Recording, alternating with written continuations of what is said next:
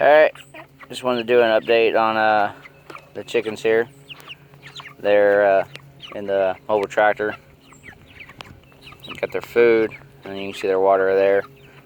Here soon we'll be adding a second water because, yeah, when you put it in the water or whatever, they're usually out within the 24 hours or so.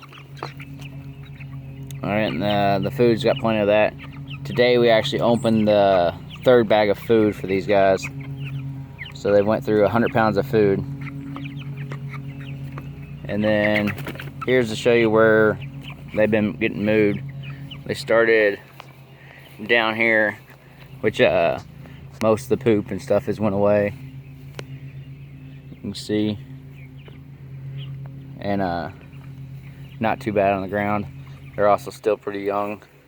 We had a pretty bad storm the other night that a lot of their feed got wet. Had to get dumped.